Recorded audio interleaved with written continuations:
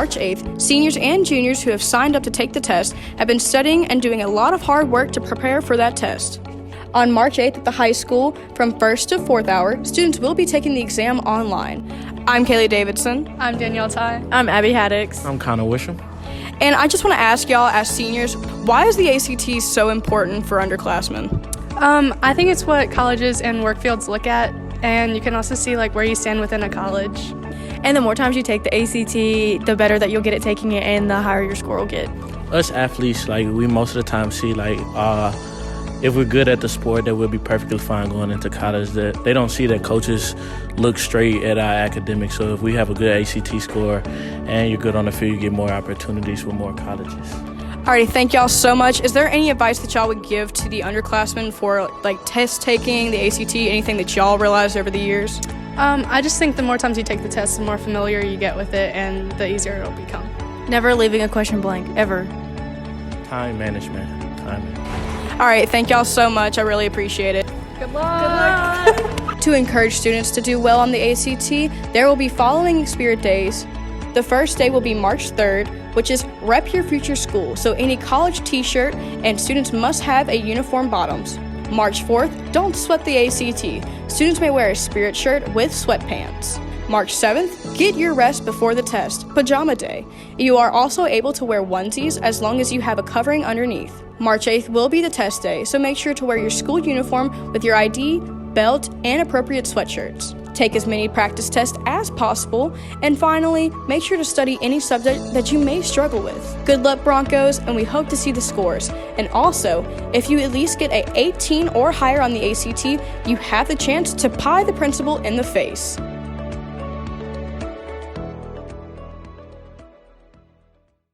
What's up, Zachary High? I'm Jemima Montgomery. And I'm Safari Beer. And you're watching WZHS. Our sports teams have been dominating recently.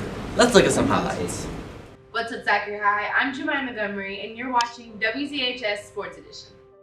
Congratulations to the boys basketball team. Freshman JV and varsity team beat Scotlandville Friday night. Also, congratulations to the varsity team for coming with the win and the ending score of 58-47. Also, a special shout out to our boys varsity team for being district champs. They finished the season with a 31-3 record. Now off to playoffs. Good luck, Broncos. The Lady Broncos girls basketball team would love to send a special thank you to the band, cheerleaders, faculty, administrators, and students for coming out and supporting them. Congratulations to the girls on a good season. See you next year. Congratulations to all members of the boys and girls track team who competed in the indoor state championship meet this past weekend. The boys team finished in 3rd place and the girls finished 7th out of all the 4 and 5A schools in Louisiana. Top performers over the weekend included Ring Langley, Caleb Ackerman, LaJean George, Tayshawn Nelson, and Jaden Jackson. Congratulations, Broncos. We would like to congratulate the baseball team on their season opener win. The score was 53-3 for varsity and 4-3 for JV. Keep it up, Broncos. That's it, Zachary High. I'm Jemima Montgomery, and this is WZHS Sports Highlights. Even when you ain't catching them Z's, and that's the alphabet.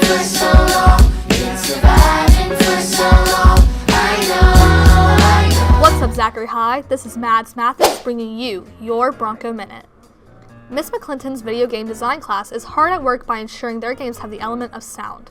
Miss McClinton's Journalism 1 class is also hard at work, learning how to pitch stories and gather details.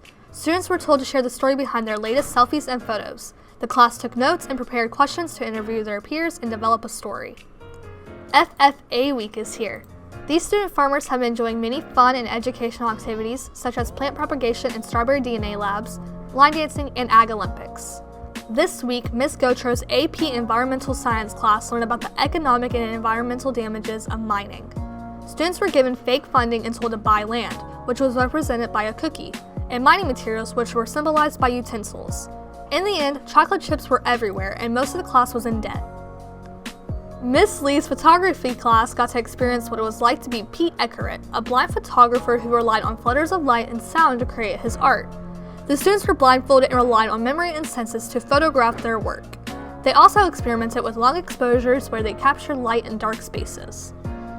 Finally, JROTC's state-winning drill and rifle teams have been celebrating their win by wearing OCPs instead of their normal Class A and B uniforms.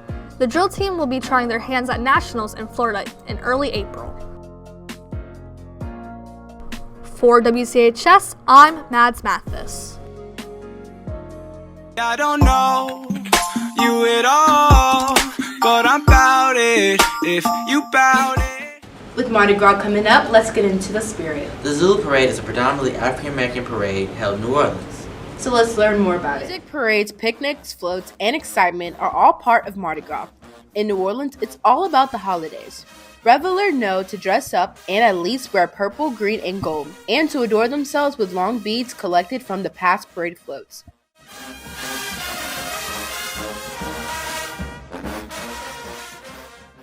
Mardi Gras is about entertaining the millions of visitors who come to party, as it is about sustaining community traditions. But did you know Zulu is one of New Orleans' most beloved parading organizations? Back in 1909, a group of laborers decided to put on a parade because Mardi Gras at the time was not created for blacks in the city.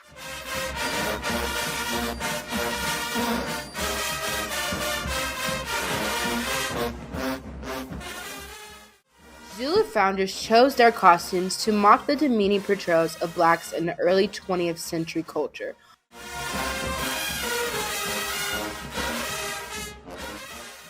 All white parading organizations at the time would do blackface and would wear grass skirts to mimic the culture of African Americans. Mardi Gras was on Claiborne Avenue under the beautiful oak trees. The standout moment in Zulu's history was when they were allowed to have a parade on Canal Street.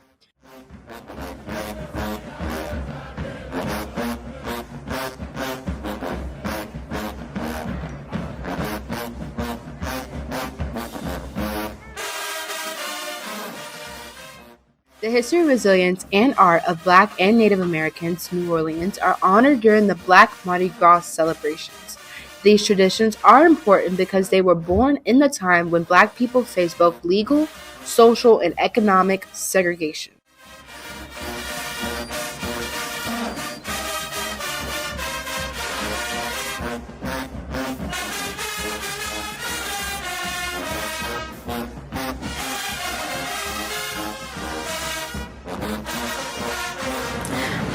I just really enjoy the food and like the southern hospitality that Louisiana has to offer. Everything about the culture of Louisiana, it has so much history in the past, and it's just something that is nice. Because it's the best little holiday.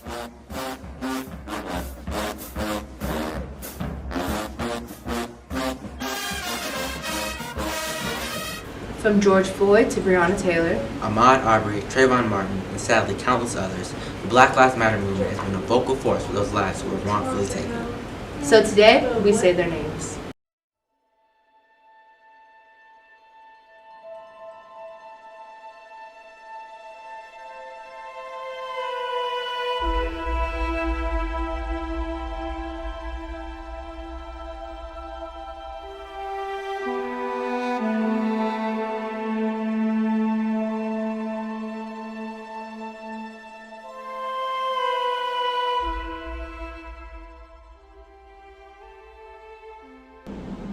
The Black Lives Matter movement is a movement formed to campaign against systemic racism and violence against Black people. When its supporters come together, they primarily protest incidents of police brutality and racially motivated violence against Black people. BLM began in 2013 when three female organizers, Alicia Garza, Patrice Coolers, and Opal Tometi, created a Black-centered political will and movement building using the social media hashtag Black Lives Matter after the acquittal of George Zimmerman and the shooting death of Trayvon Martin back in 2012. The movement grew nationally in 2014 after the deaths of Michael Brown in Ferguson, Missouri, and Eric Garner in New York. Since then, it has established itself as a worldwide movement, particularly after the death of George Floyd at the hands of police in Minneapolis, Minnesota.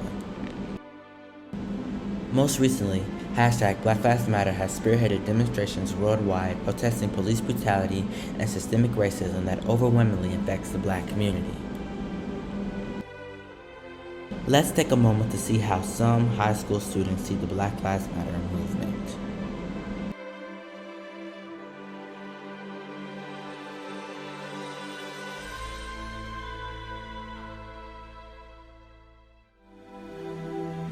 is Tiana Portery, and I'm here talking about what the Black Lives Matter movement means to me and my people, and the people that support us as well.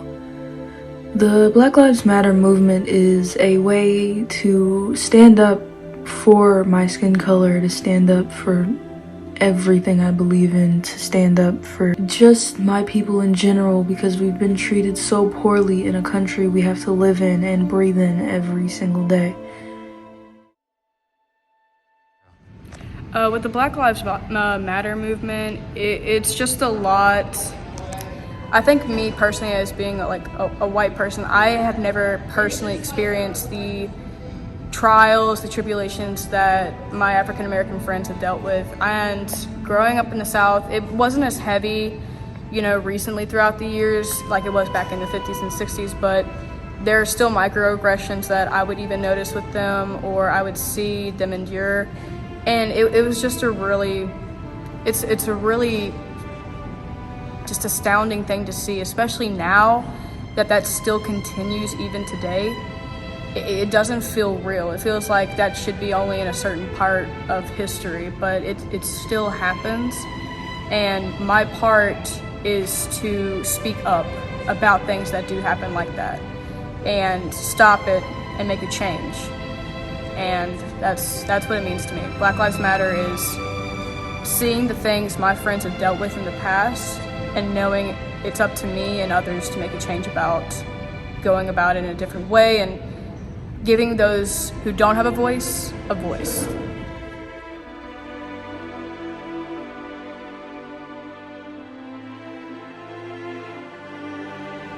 Although February is set aside to honor those whose lives have paved the way for the advancement of Black people, it is important that as a nation we seek to create equality of Black lives every day.